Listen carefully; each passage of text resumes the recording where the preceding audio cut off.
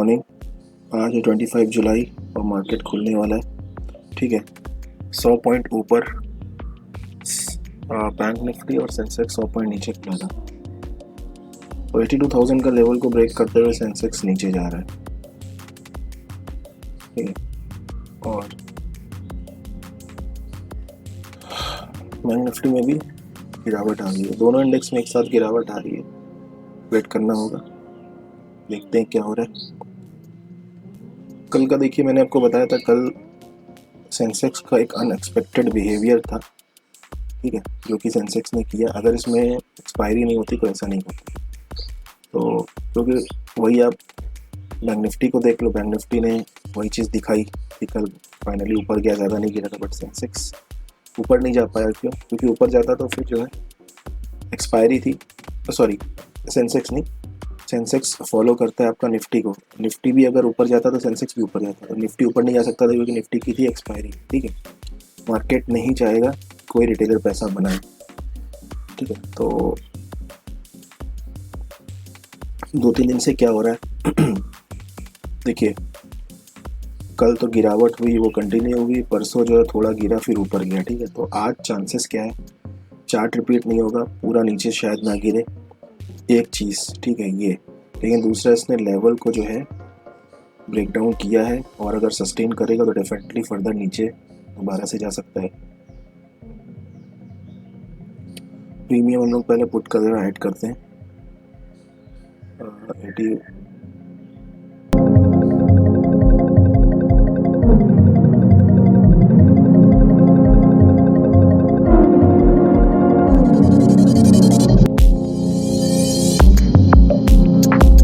Okay. सो हमने यहाँ पे ट्रेड बना ली है। ठीक है, बहुत सोच समझ के बनाई है। क्यों बनाई है उसके बारे में डिस्कस करेंगे। थोड़ा सा वेट करते हैं कि जिस डायरेक्शन में हमने ट्रेड बनाई है उसी डायरेक्शन में मार्केट जाएगा। थोड़ा सा वेट करते हैं। ठीक है, आज थोड़ा सा हमको जल्दी बनानी पड़ी, और लेकिन ट्रेड सही बनी है, इसकी प्रोबेबिलिटी बहुत हाई है।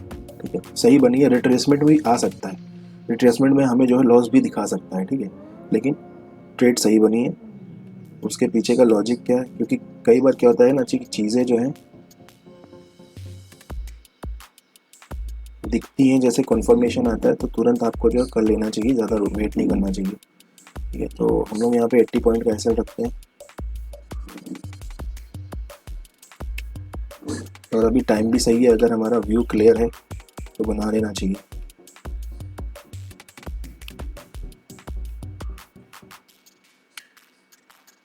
वो रखते हैं हम लोग 100 पे।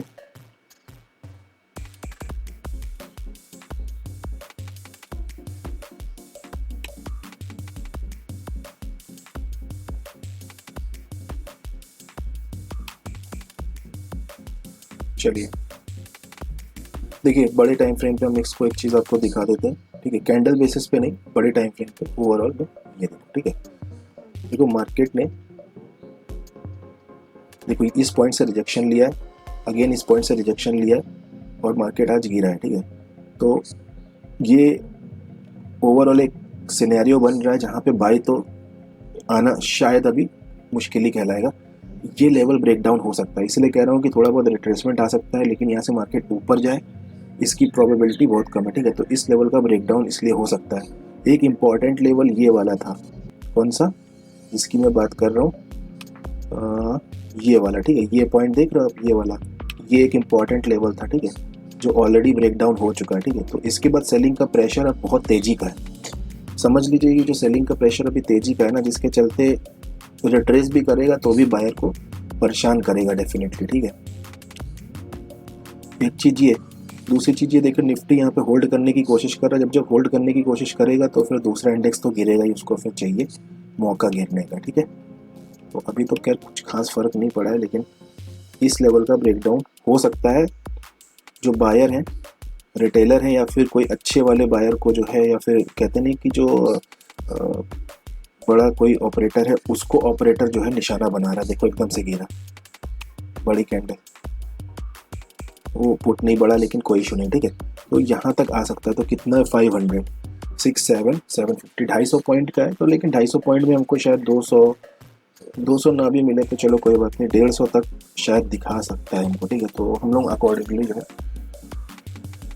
ऐसा कुछ सोच के नहीं जा रहे कि 200 बुक करेंगे, 150 बुक करेंगे। अगर हमें दिखाएगा तो हम डेफिनेटली चार्ट के अकॉर्डिंग बुक करेंगे, ठीक है। देखो लॉजिक समझ में आ गया ना। उसके बाद ये गिरावट और ये जो कंटिन्यूएशन में नीचे जा रहा है, इतना आसान नहीं है अभी वापस आना, ठीक है। तो ये थी कहानी आज के चार्ट की, ठीक है। तो वेट करते हैं। अभी देखो अच्छा खासा गिर रहा है, ठीक है। तो वो लेवल को एक बार हम लोग मार्क भी कर लेता हूँ। ये लेवल है, ठीक है। इसको जो है यहाँ पे मार्क कर लेते हैं, बहुत ज़रूरी है। तो मैंने ओवरऑल में लगाया है, थोड़ा देख लेता हूँ कि कहाँ तक ये आ सकता है।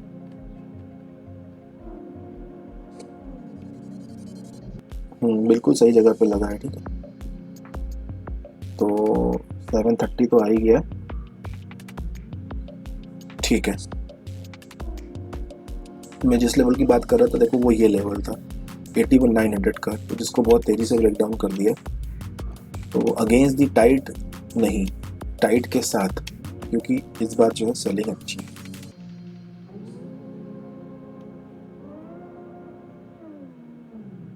ये सब ऊपर नहीं जाएगा, ठीक है। ऊपर जाना बहुत मुश्किल है, ऊपर जाएगा नहीं।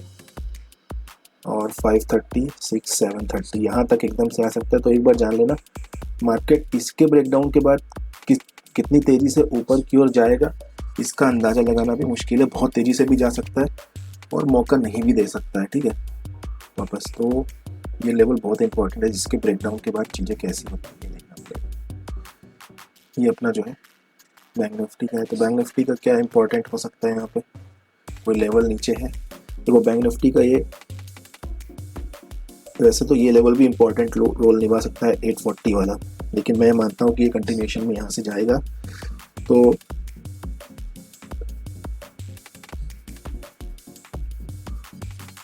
फिफ्टी सिक्स 7, 56, 680 यहाँ तक जा सकता है, ठीक है। वेट करते हैं, ट्रेड बनाइए, अब उसे मैनेज करना है।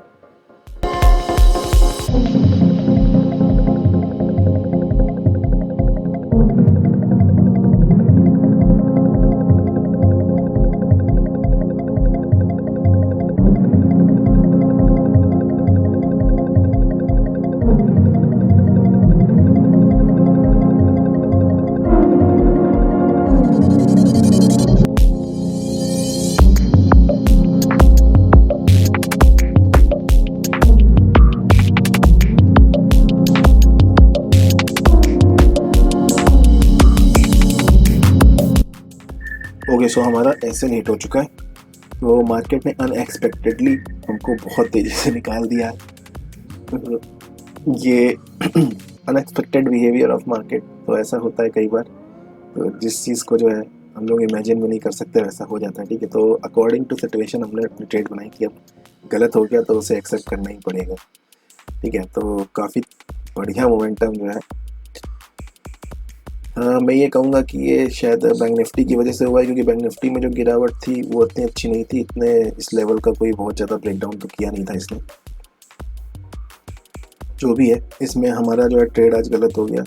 तो क्या इसमें मतलब हम लोग सेल कर सकते, मतलब बाई कर सकते थे क्या, कहीं से भी बाई करने जैसा कोई चीज़ थी यहाँ पे?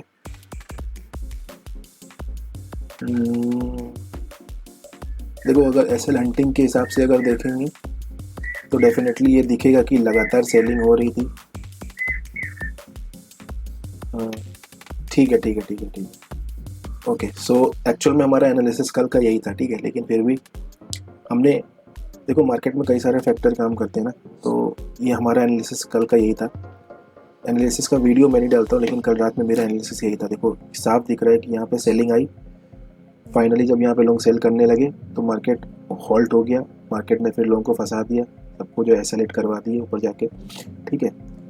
और फिर देखा जाए तो इस वाले पार्ट को देख के देखो, ये वाले पार्ट को, ये वाले हायर लो क्रिएट हुआ है और हायर हाई भी क्रिएट हुआ है। तो कहीं ना कहीं यहाँ पे बायर थे, और मैंने ये भी कहा था कि ये बायर को हटाने के लिए मार्केट नीचे आएगा, फिर यहाँ पे केवल सेलर ही बचेंगे, ठीक है, अच्छी पोजीशन वाले। तो शायद उनको लेने ऊपर जा सकता है, ठीक है।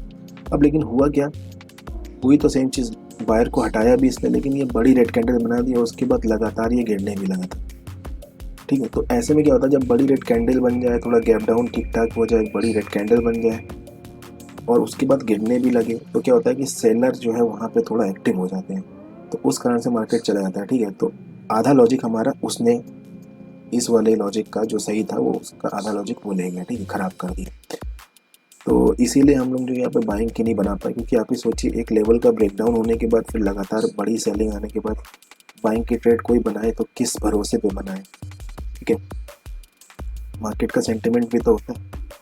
तो जब सारे लेवल ब्रेकडाउन हो गए और देखिए 740 तक मार्केट आ गया है, तो शायद मार्केट कंटिन्यूएशन में चला जाए निकालने के बाद, या फिर फर्दर ऊपर जाए या क्या करे मान जाने। ठीक है, चलो फिर हमारी ट्रेड जो यहीं तक का थी। सो आज के इस वीडियो में इतना ही। आई होप कि आपको समझ में आएगा। मैं मिलता हूँ आपसे नेक्स्ट वीडियो में, तब तक के लिए चाहिए।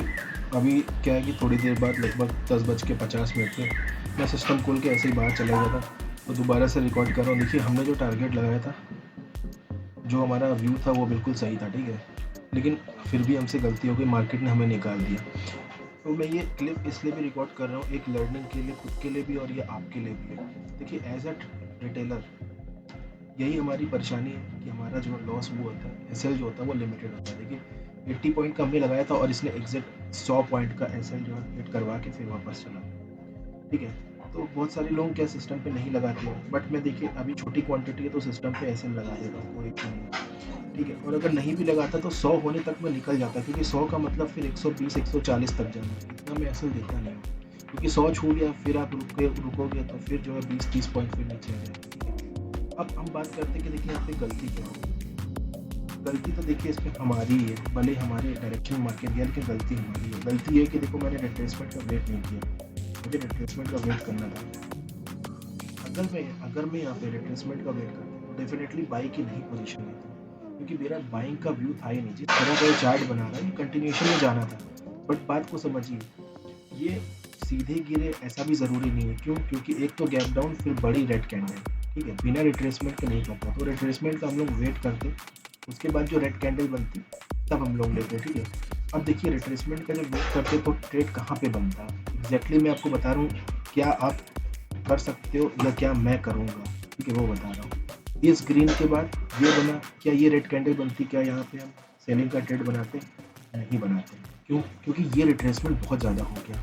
रिट्रेसमेंट का मतलब ये नहीं कि इतना ज़्यादा रिट्रेसमेंट, कभी नहीं, ये रिट्रेसमेंट ज़्यादा हो गया। ठीक है, तो मैंने कहाँ पे बनाने की सोची थी मैं देखिए ट्रेड इसके बाद ना बनाता, क्योंकि इसके बाद ऊपर भी जा सकता था। जब ये ऊपर जाने वाला कैंसिल रिजेक्शन आने लगा तो मैंने देखिए दूसरी ट्रेड जो है यहाँ पे कहीं बनाने की कोशिश की, तो देखिए पॉइंटर भी मैंने लगा रखा है। कितने बजे लगाया? ये है 9:36 पे, ठीक है, 9:36, 33, 34, 35 ये वाले पे, ठीक है, 35, 36 जब ये रिजेक्शन लेने लगा और उसके बाद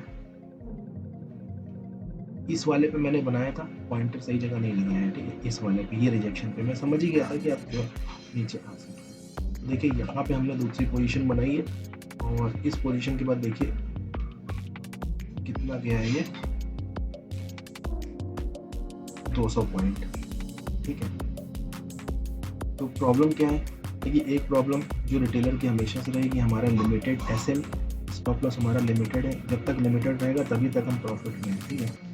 तो ये थी, और इसमें हमारी गलती थी कि हमने रिट्रेसमेंट का वेट नहीं किया, तो ये रिजेक्शन आने के बाद यहाँ पे बनाते तो वो ज़्यादा सही रहता, क्योंकि ऊपर जाने का कोई मतलब नहीं बनता मार्केट का।